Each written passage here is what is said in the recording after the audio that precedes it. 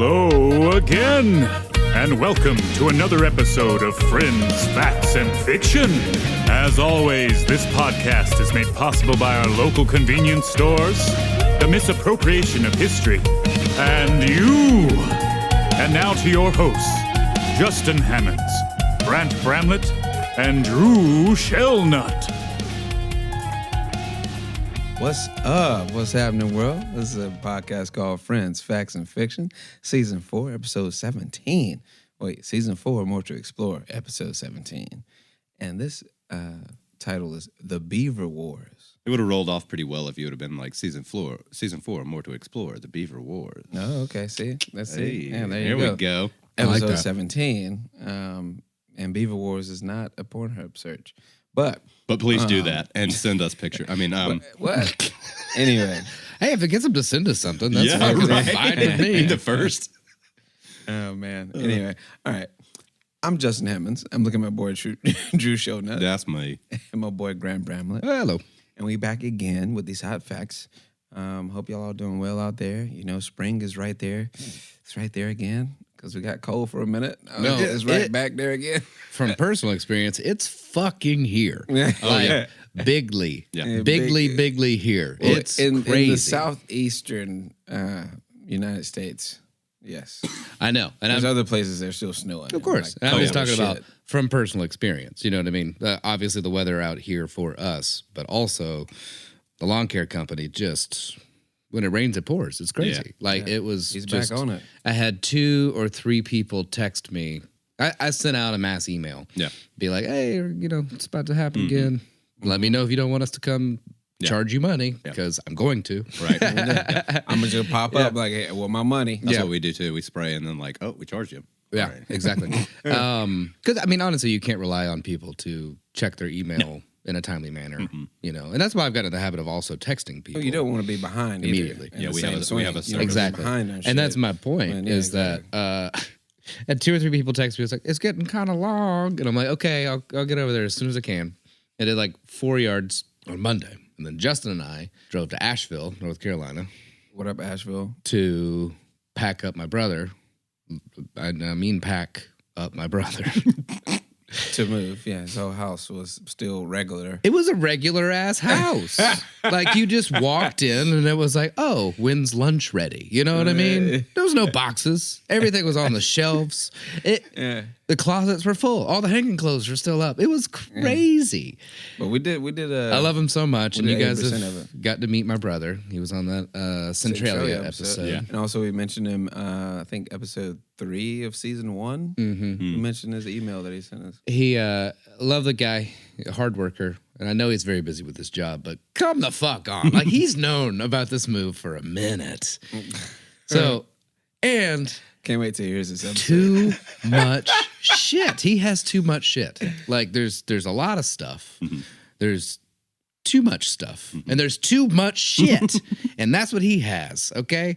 Like He got comfortable, look, man. He got comfortable with a family. 26-foot home up. Penske box truck. Look, guys, those are big. That is a big truck. It's the biggest truck you can get without a CDO. Exactly. Yeah, straight up. Filled that bad boy up.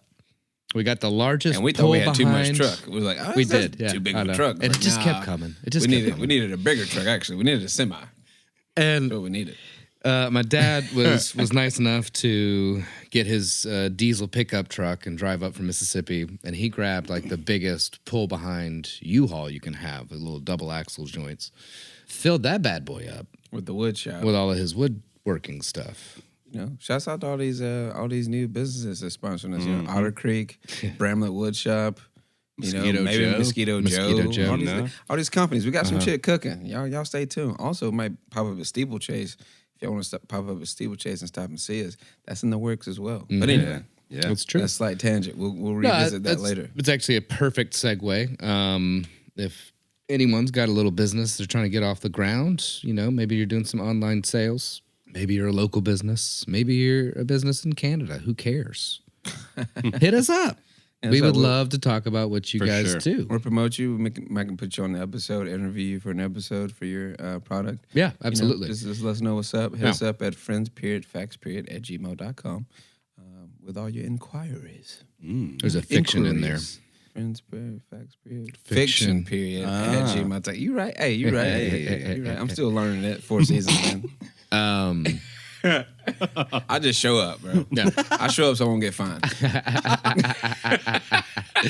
So yeah, we got I to show up because I thinking get fined. over our long drive over to Asheville. Justin was kind enough to help, as we said, If money's there, I'm there. and we got to talking. Real talk. Because apparently we have too many listeners now for our Regular ads. dissemination company to keep letting us run their ads and pay us. Yeah.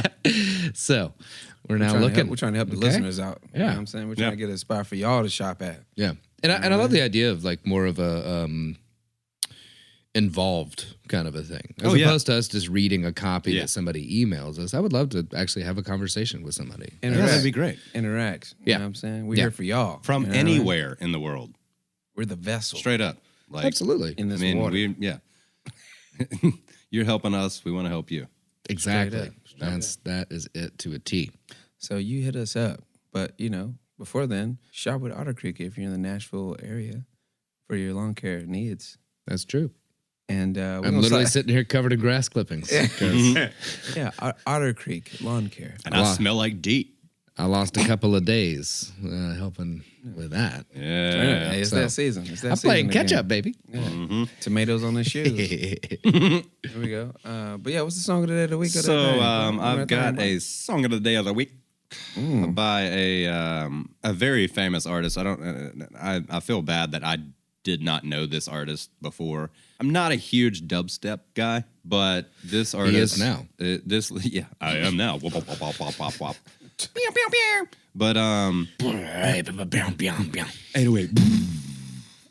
But Jesus Christ. her name is Lindsay Sterling, and if you guys have not heard her, she is a fucking wizard on the violin. She's amazing. And she is amazing, but it's And gorgeous. Yeah, she's very pretty.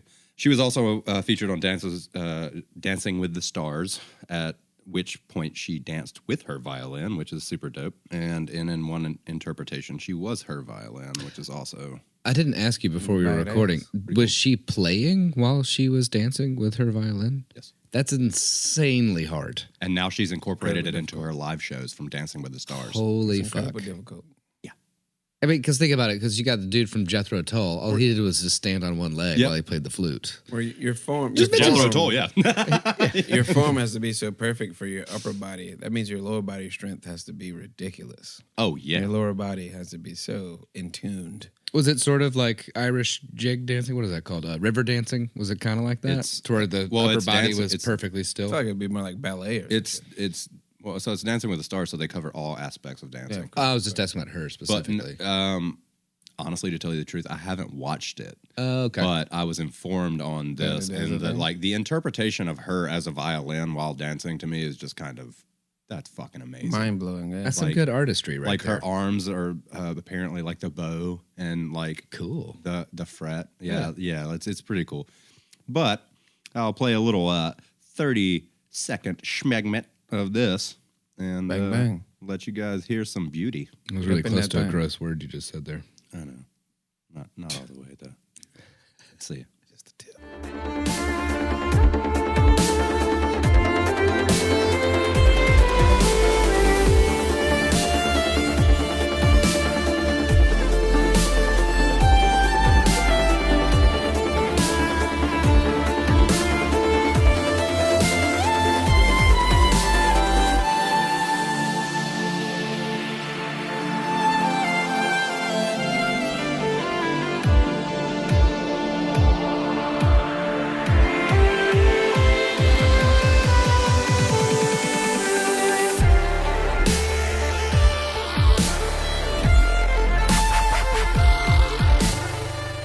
Yeah. So to know that she's actually playing the violin makes that so much better for me. Yeah. So much more palatable, Yeah. if you will. Yeah. I'm not the biggest dubstep fan myself. No. And a lot of it is for... that's EDM, dubstep. That's true. Thank There's you. there's a lot That's of true. branches of this, guys. Let's Right. So it's not gated out here. That's fine. We'll get some hellified emails if we keep That's saying great. That's dubstep. Yes, please. Yeah, email us. get mad at me. That is not dubstep. You're exactly right. So in EDM, Come from somebody that's been to Electric Daisy general. Carnival in Electric Forest. That is not dubstep. Yeah. Anyway. that's a story for another day. That is a story for me would for love another for you day. to tell at some point. Anyway. We'll just tell your family not to listen to that one. That's another life. That's another life. It's the predictability of it that's Yeah. always kind of bothered me. Yeah. You know what I mean? I like to be surprised. I mean, that's yeah. Chop. Right. Yeah. And I mean, even the bass like boom, boom, boom, boom, boom, boom, boom, boom, boom, boom, boom, boom. You know what I mean? Yeah. It's like Yeah. always. Yeah. Always. Every time. Yeah. I mean, it's great if you're, on Molly Right. I was about to say. and you're dancing with a bunch of other people. You 'cause- gotta think. You gotta think. No doesn't no matter. hate. You know no what's hate to coming. anybody that loves EDM. No hate to anybody that loves EDM because it's awesome. I love it. I haven't been to any festivals or went to shows recently, but I do have a love for EDM.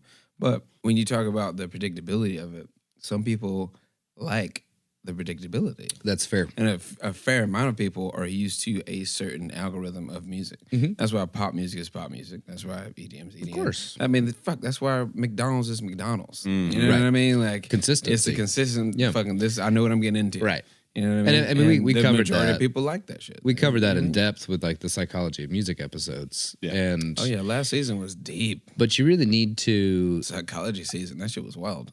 I mean, for me, I think it's really important, and again, this is just for me, that you toe that line. You know what I mean? You do something familiar. You do something relatively predictable.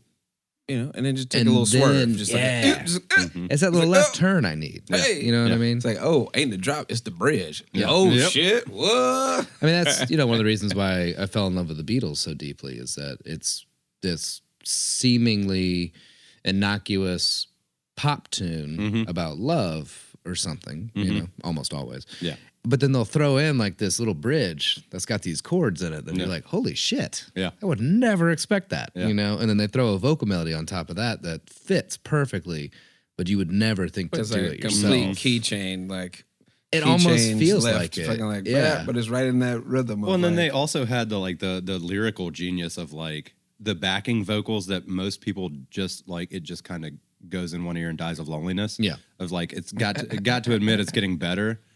And the backing vocals It are can't get it much couldn't worse. get much worse. Can't get much worse. You know, it's just like Yeah. wait. Did they just say that? Yeah, they did. It's super dark. Yeah. no, Yeah. they were literally like the two angels on the shoulder type of vibe Yeah. with all Yeah. their music. Yep. 'Cause it seems bright, but if you listen deeper, it's like, oh, human experience is what you're talking about, not just love, not just this happy moment. You're talking about all the encompasses life. Well, and that's the beauty of the Beatles is that they tapped into this sound that was popular, but lyrically and musically, even like you were saying with some of the bridges and stuff, they hit genius. And like they hit this level of like they were before their time kind of a situation of like, You shit. could say Like, that, but I think they were right on time because they were on time. They surfed Because- that wave real well. but they're still. I mean, A lot of few that people- left are still surfing that wave hella well. a lot of people, like even older Monetarily cats, speaking. like a couple of Vietnam vets that I've talked to, didn't realize those lyrics and those little subtle changes until 30, 40 years later. Right. You know, like, oh, wait. Oh, that's not just a campy song, Yeah. you know? So nice little tie round.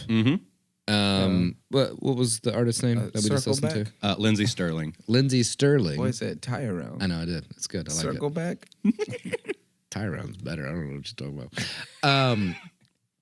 Her incorporating like acoustic classical violin Yeah. to something very electronic and expected is a nice juxtaposition. Oh, for sure. And a great little element of surprise that's buried within this very comfortable, common Yeah, kind of thing. it's just like You know the what I mean? homie that we all know, Matt Owen, eclectic tuba. I know.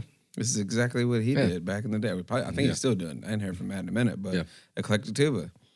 That motherfucker was playing a tuba on stage while EDM DJ. And I'm like, bro, how in the fuck? And doing it pretty well. You know? Yeah. And now he's inspiring younger minds, so that's Yeah, beautiful. It's beautiful. He's teaching music now. Yeah. But anyway, we had a whole music section that was way too long. But you know, Hey, that's what we be talking about when the camera's off. I mean, when the mics are off. But before we get into these hot facts, you know, of the Beaver Wars, just get comfortable. You know what I'm saying? Like just sit back. You know what I mean? Or if you're working, just keep working, do your thing, get in the zone. You know what I mean? If you're driving, you know what I mean? Go ahead and lean that chair back just an inch. You know what I mean? Get comfortable. You know what I mean? You mowing the lawn, you know what I mean? Just, you know, get a little pep in your step. You taking a bath, add a little more Epsom salt right now. Just sprinkle it. Shoot. You know what I mean? Hit a little bit of weed you got, you know what I'm saying? You know what I'm saying? send me some. I'm in. You know what I mean? Take you a sip. Get comfortable. These hot facts. Let's go. Yeah, so we're going to talk about the Beaver Wars. So if you guys don't know what the Beaver Wars are, you're in for a treat. It's actually quite self-explanatory, but we'll get there. So when Europeans began to arrive in North America, they did more than spread disease and claim land they did not discover. We talked about that in our fucking Conquistador episode. Conquistador. Yeah. Conquest to Adore, something like that. Shit like we did. Yeah. Season 3. Yeah. I was really high when I came up with that, so yeah. Season 2. We talked about all those Europeans coming over here. Anyway. But obviously, they also upset the balance of power among the indigenous people, in addition to the economy of the land through the demand for furs. Yep. With the arrival of the French and Samuel de Champlain in the 16th century, the northern indigenous people in Quebec area provided the French with valuable furs. The Iroquois had an alliance with the French prior to 1603, but with the Iroquois interfering with the trade between the northern indigenous and the French, it would result in a battle against the Iroquois in 1609. Of course. It's like, oh, wait, we can't get the goods anymore? Y'all need to die then, bro. Yeah. Where's Pete at when you need him? You know what I'm saying? Anyway. So with his Algonquin and Huron allies, he defeated the Iroquois on the shores of Lake Champlain, with Champlain killing 3 chiefs himself with his advanced weapons. No wonder he's got a lake named after him now. Yeah. Just Champlain. kill the indigenous and you get all the praise. Well, he killed everybody that lived there, so it's his now. Mine's. So I'm saying, you can't supply us no more? Okay, cool. Well, you're not useful anymore. Yeah, right. Anyway. So 1 year later, Champlain and the French would help the Algonquins and the Huron defeat the Iroquois raiding party. In 1615, he took part in a raiding party of an Iroquois town which failed. The Dutch arrived in the picture, settling along the Hudson and Delaware rivers between 1610 and about 1614. One trading post was on Castle Island, which was near present-day Albany, and was next to the territory of the Mohawk. If you guys don't know about the Mohawk Indians, they didn't play.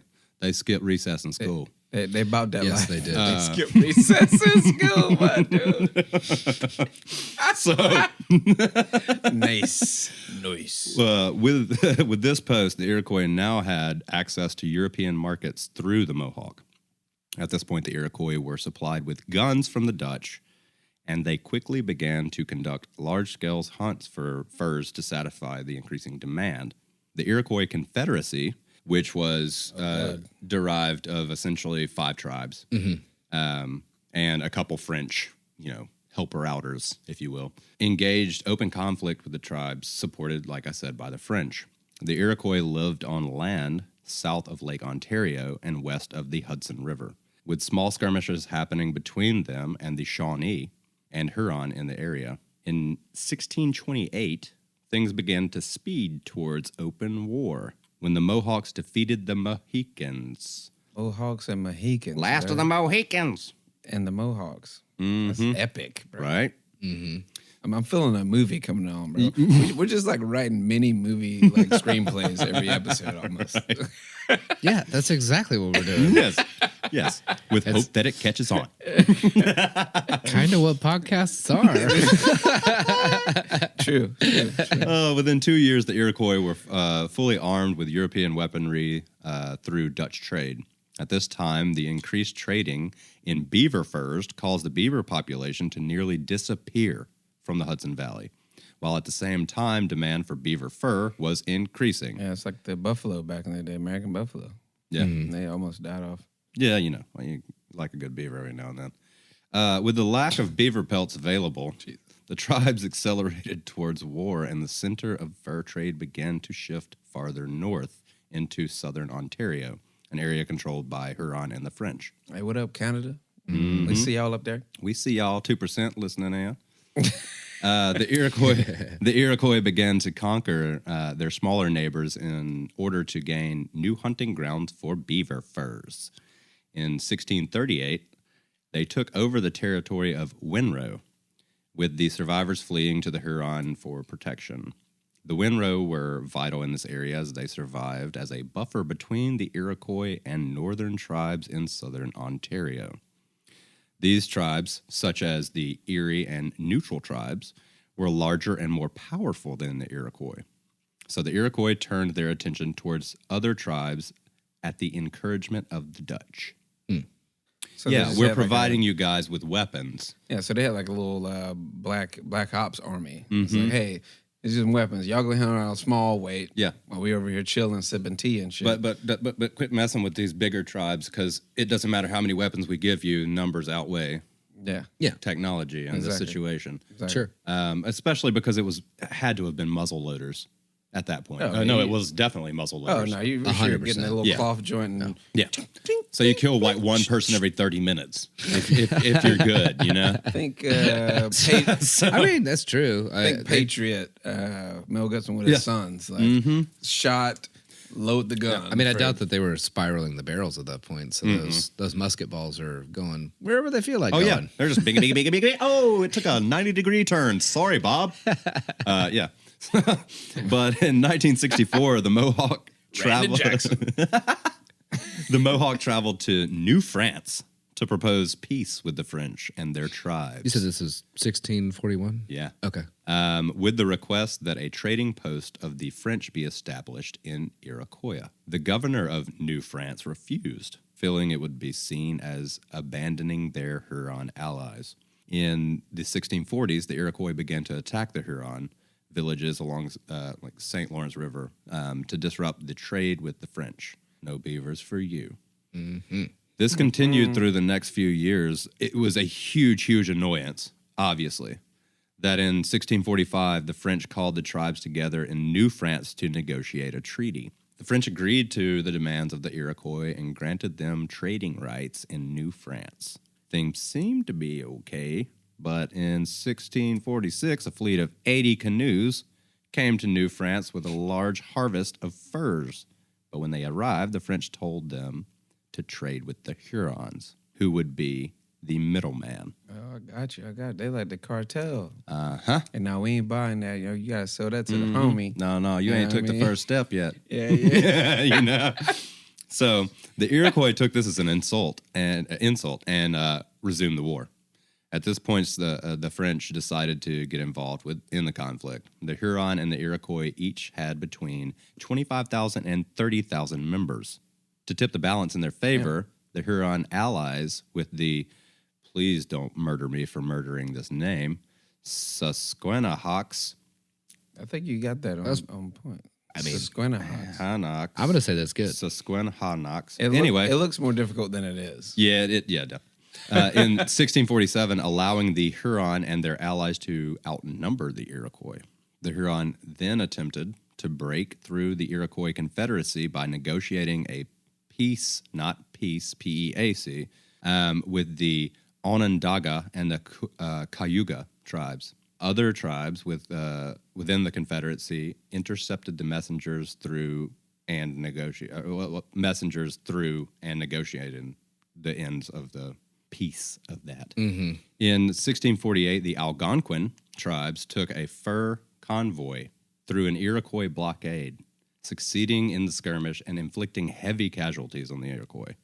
That same year, the Iroquois Confederacy sent 1,000 armed warriors who all had Dutch guns through the woods into Huron territory to launch an attack. They succeeded in destroying several villages, killing many warriors and taking thousands of people captive to later be adopted into the tribe. Adopted's a fun word for Yeah. that. I was about to say abducted. Yeah, that's that whole POW maybe. We're taking you now. Yeah, that's wild though. They popped up with the joints from the Dutch, and they're just sitting back, letting these motherfuckers just shoot at each other, basically. Essentially, what the Dutch and So the Dutch are like America back in the fucking like 80s. well, the Dutch and the French essentially Give y'all guns. wanted Let y'all these do whatever. wanted these guys to kill each other off, Yeah. so they could just kind of smooth in there without doing Sure. what the English and everybody did in our area of North America. Right. Still the same thing. I was about to say it's all still the same. Yeah. Several Jesuit missionaries were killed, and the surviving Hurons fled into the northern Great Lakes region. The Ottawa tribe was able to keep the Iroquois expansion at bay a bit, but by this point, the Iroquois controlled a wide fur-rich region and had no tribes between them and the French now. Things continued to escalate, by the 1650s, the Iroquois began attacking the French directly, although some of the Iroquois Confederacy tribes, like the Onondaga, maintained peaceful relationships. After a failed peace treaty negotiation, the Iroquois moved into New France along Lake Champlain and began attacking and blockading Montreal. Soon, the Iroquois controlled an area from the Virginia colony in the south to St. Lawrence in the north. Yeah. And that's huge. That's a large ass area. And out west to Ohio country. So they had the block on lock. Yeah. Yeah. They wasn't playing. No.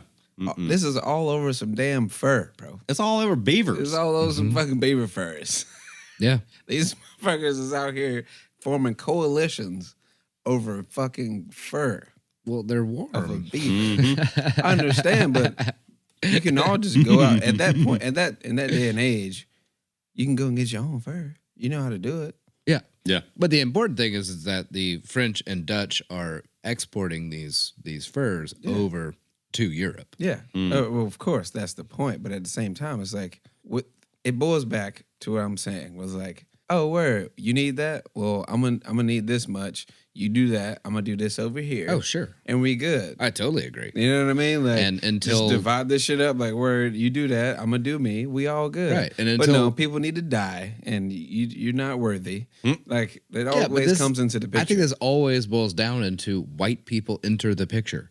Yeah. You know what I mean? Yeah. Yeah. Where That's what it is. Until now, This started with Europeans came to America.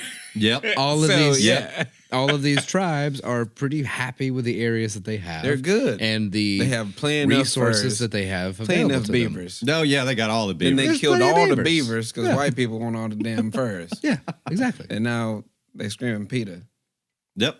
Evolution. Well, the Iroquois were actually able to control all the way west to the Mississippi River. Yeah. That's insane. That's fucking insane. huge. That bro. is a chunk of this country Bro, that. that's a country in itself. Yeah. Bigger than France. Yeah, for sure. Yeah. Bigger than the entire UK put together. Bro, Exactly. that's half of America down there. Yeah, that's a Damn third. near, yeah. In 1650, the Iroquois were able to attack the Neutrals tribe and drive them out of their territory by the end of 1651, bringing thousands of Neutrals into their own tribe again with the slavery. Yeah. In 1654, the Iroquois attacked the Erie tribe, but did not have much success. For the next 2 years, the Iroquois destroyed the Erie people, and by 1656, the tribe fled to the west.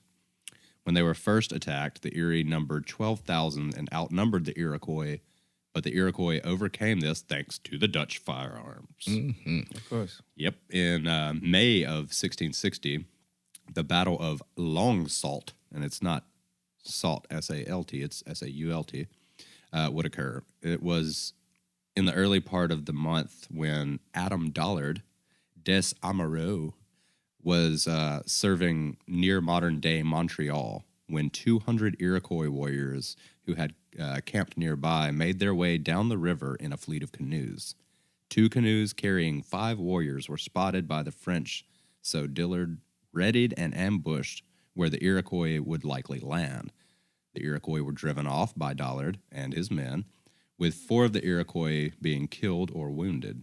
Soon after this, the fleet of canoes appeared and began to land men, but this attack was pushed back and then began to lay siege at the fort. I was about to say they only killed like 4 of 200. 4. We still got plenty of people out here. Yeah, man. Usually, and they may not have killed them. They killed or injured them. Yeah. So, yeah. You shot my pinky toe, bitch. You know? The Iroquois. Harlem Nights. Go watch that movie. Harlem Nights. That's a great movie. Anyway. The Iroquois then destroyed the French canoes and began to attack the fort walls. They were again driven off, with several indigenous killed, including a Seneca chief. Several French soldiers left the fort, grabbed the body, and decapitated it, and put the head on the palisade. Okay, so they're That's that gangster shit. That's they're That's what we doing to y'all. Look at this. That's I'll what call we that doing. a message right there. I will repeat myself again. They skipped recess. Yeah, that was a bigger Facebook post. Yep. the Iroquois then attacked again, but were pushed back. At this point, they left to go get a war party of 500 men. They turning it up now. When they arrived, it had been 5 days since the first attack, and the Huron slaves began to shout to the Huron in the fort that if they abandoned the fort, they would be treated well. Hey, if we leave, we can probably live, bro. Like if we just abandon this shit, let them have it. Like, listen, you trying to die over these beavers, bro? Yeah, right. Man, y'all are coming. Like you really trying to die over these beavers? Come on, man. Come on, bro. There's foxes and shit too. Yeah, right. Bears, elk, deer. There's bigger animals. There's bigger animals to make fur out of than fucking beavers. You chose the smallest one. You got a marmot next. But Shit. the Huron decided to take them up on the offer and abandon the French. In the fourth attack, the Iroquois began to breach through the fort walls and started to pour over the top. So think World War Z. Dollard climbing up top of the wall. Yeah, Dollard lit a gunpowder keg and attempted to throw it over the wall, but it hit the palisade and bounced back inside. Oh, shit. When it exploded, Man. it killed or wounded. There's that again. Many French defenders. So that's like me playing Call of Duty Warzone. It's like, bing. Oh shit. And you just killed yourself. That is Donkey Kong gone wrong there. Yeah, right. The barrel came back. Damn it, Diddy Kong. Yeah. You short motherfucker. Jesus. But the Iroquois were able to get inside and overpower the troops inside, obviously. Yeah, Only 4 Frenchmen were left at this point. 3 were seriously wounded and burned alive in the fort. Damn. I would think that being burned alive is pretty seriously wounded. Yeah. While the 4th was tortured and killed later on. In 1661 and 1662, the Iroquois began raids on the Abenaki, not to be confused with the Anunnaki, who were allies with the French, which that actually might be true too. To deal with increased attacks from the Iroquois, the French crown put together a military force made up of Frenchmen, Hurons, and Algonquins to counter the raids from the Iroquois. The Iroquois attacked this force, and only 29 of the French survived, with 5 being captured and tortured to death. While the Iroquois had won, they experienced a huge amount of casualties, and the leaders began to look towards, peace with the French. It's like, okay, this has got to fucking end at some point. Of course. Yeah, they're killing everybody. Yeah. It's like, okay. Everybody's killing themselves or each other, you know what I mean? It's like, all right, listen, we just killing each other. Can we just talk about it? Yeah. How many years are we going to do this? It's already been almost 100 years. I was about to say, it's damn near 60-something years at this point. So, and in 1666... Over some fucking beavers, beavers! people. 60 years over fucking beavers. It's really warm. Right? Listen. It's You can really make a small. sock out of one beaver. It's really small. You know how many beavers it take to make a coat? I don't, but probably not a lot? 2. No, not 2. No. Probably like A little 8. more than 2. Yeah. Probably, like 8 to 12, probably. But in And 16... thousands of people need coats. Okay? Oh, yeah. No, Right. we all need coats. Let's think about this. There's bigger animals. Jesus. Anyway. Hide your kids, hide your wife. Everybody killing beavers out here. Everybody. But in 1666, the French invaded the Iroquois territory and took their chief prisoner. Even though the French force had to withdraw after being heavily outnumbered. In September, they proceeded through the area but did not find an Iroquois area, but were unable to find the Iroquois army. So they began to burn the crops and homes they found. So they were looking for the Iroquois, but they couldn't find the army or their tribes. They found other stuff. Yeah, they were just like, burn No it up. peoples. Yeah, gotcha. This would result in many Iroquois dying from starvation in the winter. They burned all the reserves, all the stash spots. Right. So the Iroquois decided at this point to sue for peace, and France agreed. Once they were at peace that's a funny term. Right? Sue for peace. It's like inquire. Yeah. Maybe a ask. Yeah. It's a good name for a band, too. Sue for Peace. Or an album. But anyway, once they were at peace with the French, the Iroquois began to expand westward. This expansion would push the Lakota over the Mississippi into the Great Plains, where they would adopt the horse culture they would become known for. Yeah, so you just wow. you make peace, and then you're like, So essentially, the bouncing Lakota are known for horses because of beavers. yeah, Yeah. that's crazy. Interesting. So the Iroquois quickly overran the Shawnee in the Ohio area, which forced them to flee to the Miami area. You want to talk about a trip? Yeah, that's a trip. That's like 17 hours in a car. I was about to say in a vehicle, motherfucker. Like In a you're fucking talking like 3 car. months. Yeah. At best. Yeah. So the Miami brought together several allies and began to fight against the Iroquois who were moving into their territory. So if they're moving into their territory, that means that they're all the way down to Florida by this point. Yeah, yeah. But at the same time, they like the Miami territory has been chilling. They've been cool. Like, who the fuck is these cats? And they've traveled that far. There's no way they overtake them. Oh, yeah. Yeah. So by this point, the Iroquois were becoming adept at warfare. They would move by canoe at night, then load canoes with rocks to put them at the bottom of the river. The warriors would then go into the woods and hide, ready to spring out to create panic at the right time, which is pretty dope. Yeah, that's gangster. crazy. Right Hide your boat real quick. that I'm is dip awesome. In the, that is fucking wild. Yeah, bro. right? So in 1689, the Iroquois would destroy a large Miami settlement and take many prisoners in an attack. The Miami then organized with their allies, using new firearms they had obtained through trade with the Weapians on things, and attacked the Iroquois, effectively driving them out of the territory for good. Yeah, bro. Telling you. Well, hey, once guns popped up, it was a wrap. Oh, yeah. Oh, yeah. Oh, yeah. The rap. So, also at this time in the 1680s, the Iroquois would resume their war with the French after the French supplied their enemies with firearms, including Miami and Illinois tribes. So there's like, yeah, man, well, they kind of smartened up to the whole, they're just trying to get us to fucking kill each other. Yeah. Of course. So in 1683, Governor Denonville, that'd be Denonville, organized a force at Fort Frontenac, where 50 chefs, 50 chiefs of we got 50 native chefs over here. Gordon, take that one on. But anyway, 50 chiefs of the Iroquois Confederacy met with the French.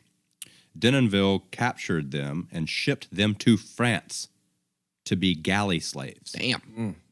That's brutal. Yeah. Denonville then traveled down Lake Ontario and built Fort Denonville near where the Niagara Falls or Niagara River meets Lake Ontario. The Iroquois retaliated for this intrusion into their territory by destroying farmsteads and killing colonists. In 1689, the Lachine was burned to the ground. Frontenac replaced Denonville as governor of New France, a post he would hold until 1698. He would find the surviving chiefs, 13 in all, and send them back to North America in 1698, which is at least better than what they were doing. During King William's War. Just go back. We won't kill you. Just go back where you We'll take you out of the slavery real quick. You good, man. Just going back where you came from. But during King William's War, which was between 1688 to 1697, with the English allying themselves with the Iroquois, is when he did all this. So through the 1690s, the French and their allies destroyed Mohawk villages and pushed into the Iroquois territory. By 1698, following the 1697 Treaty of Ryswick, the Iroquois began to see the French as less of a threat than the English had become because of the heavy colonization. Of course. Mostly that bled down into America.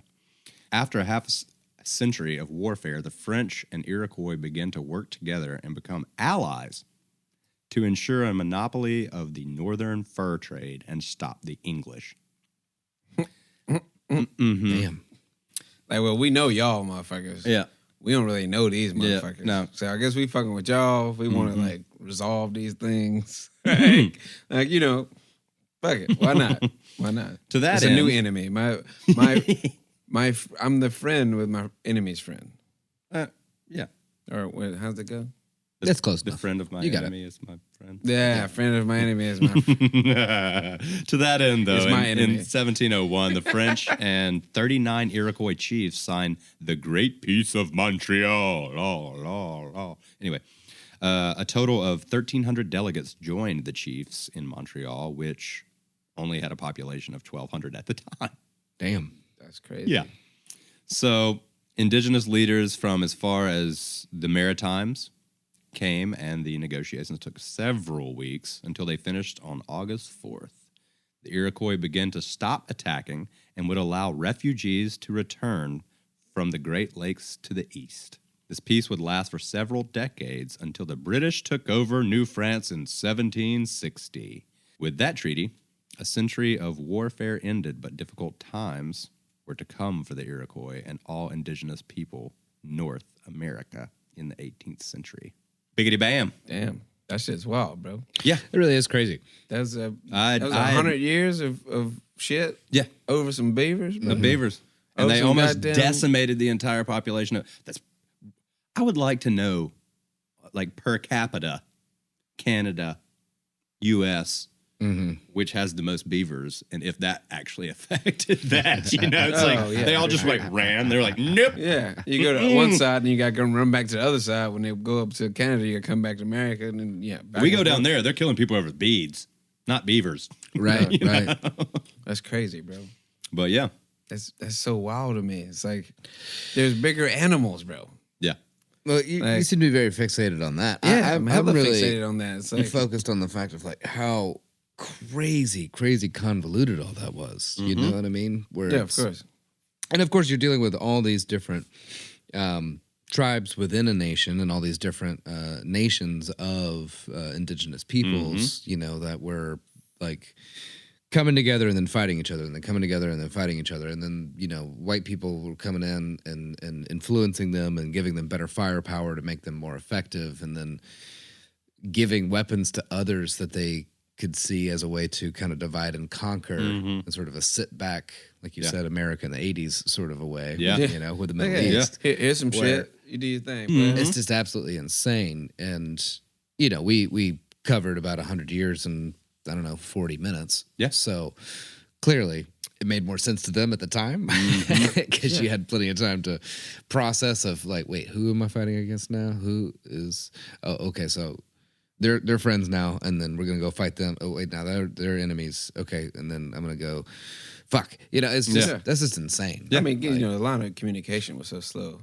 You know, Yeah. I'm telling you, you might be mad at a motherfucker you should be a friend with, and the minute that you're mad with them, it's like, oh yeah, we not mad with them no more. We actually cool. That happened like a month ago. You didn't know that. My fault. Yeah. We should have let you know earlier. We got these beavers. Yeah, exactly. But why I'm so fixated on the fight over the beaver fur is like there's bigger animals with fur.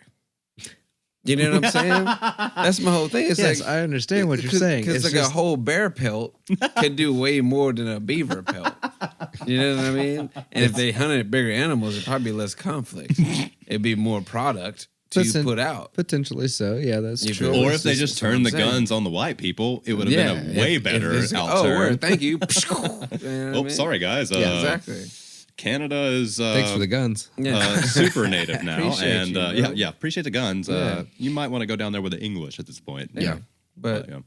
I understand where you're coming from. But my whole point was like, I get your point. You fighting over fucking beavers, bro. I get your point. It's just they make good pelts. They do. And if you like to play spoons, if you put a couple of beaver tails together and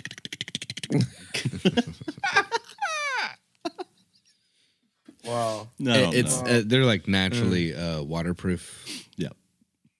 Beavers are their felts are pelts are, so it's I mean it's incredibly valuable, especially like in Europe because it's cold and rainy. You know what I mean? Yeah. So, but still, that's a lot of bullshit over some damn beavers. Yeah, bro. It's fucking insane.